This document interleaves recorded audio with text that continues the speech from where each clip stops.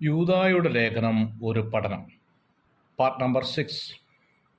യൂദായുടെ ലേഖനം 3-ാം വാക്യത്തിലേക്ക് വരുമ്പോൾ, പ്രിയരെ, നമുക്ക് പൊതുവിലുള്ള രക്ഷയെക്കുറിച്ച് എഴുതുവാൻ സകല പ്രയത്നവും ചെയ്യുകയിൽ വിശുദ്ധന്മാർക്ക് ഒരിക്കലായിട്ട് പരമേൽപ്പിച്ചിരിക്കുന്ന വിശ്വാസത്തിനു വേണ്ടി പോരാടേണ്ടതിന് പ്രബോധിപ്പിച്ചെഴുതുവാൻ ആവശ്യം എന്ന് എനിക്ക് തോന്നി. പത്രോസ് അപ്പോസ്തലന്റെ കാലത്തെ അഭക്തന്മാരുടെ സ്വഭാവം അവർ ക്രിസ്തുവിൻ്റെ പുനരാഗമനത്തെ നിഷേധിച്ചു എന്നതാണ്. അവർ ചോദിച്ചു, അവൻ്റെ പ്രത്യക്ഷതയുടെ വാഗ്ദത്തം എവിടെ എന്ന്. മലാക്കിയുടെ കാലത്തുള്ളവർ ചോദിച്ചു, ന്യായവിധിയുടെ ദൈവം എവിടെ എന്ന്. കോരഹപുത്രന്മാരോടായി ജനം ചോദിച്ചു, നിന്റെ ദൈവം എവിടെ? ഇരിമ്യാവിനോട് ശത്രുക്കൾ ചോദിച്ചു, യഹോവയുടെ വചനം എവിടെ? ഇതിൽ നിന്നും ഒട്ടും വിഭിന്നമല്ലായിരുന്നു യൂദായുടെ കാലത്ത് നുഴഞ്ഞു കയറിയ വേദവിപരീതികളുടെ സ്വഭാവവും. ഇവിടെ ചരിത്രം ഒന്നുകൂടി ആവർത്തിക്കുന്നു എന്ന് പറയാം.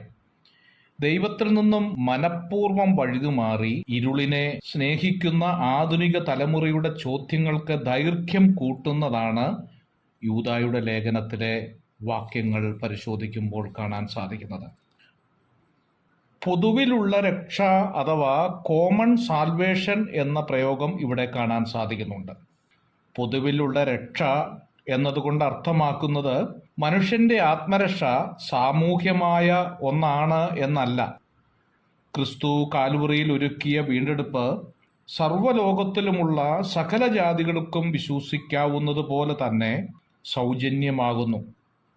ദൈവവചനം പറയുന്നു, മറ്റൊരുത്തനിലും രക്ഷയില്ല, നാം രക്ഷിക്കപ്പെടുവാൻ ആകാശത്തിന്റെ കീഴിൽ മനുഷ്യരുടെ ഇടയിൽ നൽകപ്പെട്ട വേറൊരു നാമവും ഇല്ല. അപ്പോസ്തല പ്രവൃത്തി 4-ാം അധ്യായത്തിന്റെ 12-ാമത്തെ വാക്യം. അപ്പോസ്തല പ്രവൃത്തി 16-ാം അധ്യായത്തിന്റെ 31-ാം വാക്യത്തിൽ നാം വായിക്കുന്നു, കർത്താവായ യേശുവിൽ വിശ്വസിക്കുക, എന്നാൽ നീയും നിന്റെ കുടുംബവും രക്ഷ പ്രാപിക്കും. റോമാലേഖനം 10-ാം അധ്യായത്തിന്റെ 13-ാം വാക്യത്തിൽ വീണ്ടും കാണുന്നു, കർത്താവിന്റെ നാമത്തെ വിളിച്ചപേക്ഷിക്കുന്ന ഏവനും രക്ഷിക്കപ്പെടും എന്നത്രേ. ക്രിസ്തീയ വിശ്വാസത്തിന്റെ കേന്ദ്രീയ പ്രഖ്യാപനം എന്താണെന്ന് ചോദിച്ചാൽ, കർത്താവായ യേശു ക്രിസ്തുവും താൻ മുഖാന്തരം കാൽവറിയിൽ പൂർത്തിയാക്കിയ മനുഷ്യന്റെ വീണ്ടെടുപ്പും ആകുന്നു. മനുഷ്യന്റെ ആളത്വത്തിന് 3 ഘടകങ്ങളുള്ളതായി തിരുവെഴുത്ത് പരിശോധിക്കുമ്പോൾ നമുക്ക് കാണാൻ സാധിക്കും. മനുഷ്യനെ ദേഹം, ദേഹി, ആത്മാവ് എന്നിങ്ങനെ ത്രിഘടക ജീവിയായിട്ടാണ് ദൈവം സൃഷ്ടിച്ചിരിക്കുന്നത്. 1 തെസ്സലോനിക്കർ 5-ാം അധ്യായത്തിന്റെ 23-ാം വാക്യത്തിൽ ഈ കാര്യം വ്യക്തമാക്കുന്നുണ്ട്. യേശുവിനെ കർത്താവെന്ന് വായ്കൊണ്ട് ഏറ്റുപറയുകയും ദൈവം അവനെ മരിച്ചവരിൽ നിന്ന് ഉയർത്തെഴുന്നേൽപ്പിച്ചു എന്ന് ഹൃദയം കൊണ്ട് വിശ്വസിക്കുകയും ചെയ്താൽ നീ രക്ഷിക്കപ്പെടും എന്ന് റോമാലേഖനം 10-ാം അധ്യായത്തിന്റെ 9-ാം വാക്യത്തിൽ കാണുന്നു.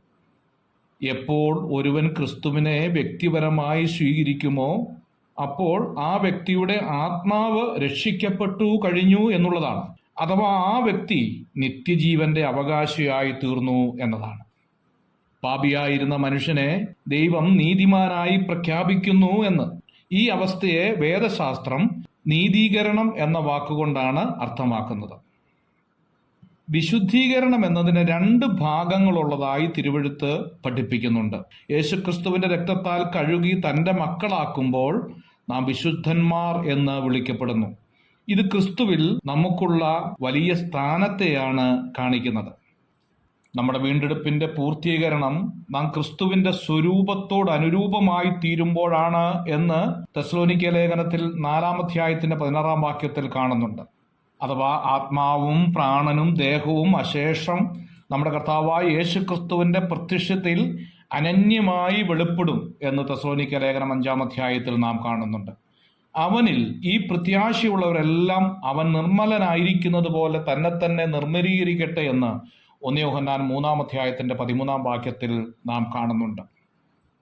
ത്രിഘടക ജീവിയായ മനുഷ്യന്റെ ആത്മാവിന്റെ വീണ്ടെടുപ്പ് വിശ്വാസത്താൽ സൗജന്യമായി സ്വർഗം നൽകുകയാണ്. ഈ സൗജന്യമായ രക്ഷ ക്രിസ്തുവിൽ വിശ്വസിക്കുമ്പോഴാകുന്നു എന്നുള്ളത് തിരുവെഴുത്ത് നമ്മെ പഠിപ്പിക്കുന്ന ഭാഗമാണ് നാം ചിന്തിച്ചത്. സൗജന്യമായ രക്ഷ പ്രാപിച്ച ഒരു വ്യക്തി ലോകത്തോടും പാപത്തോടും വേർപെട്ട് ജീവിക്കണമെന്ന് ദൈവവചനം നമ്മെ ഓർപ്പിക്കുന്നു.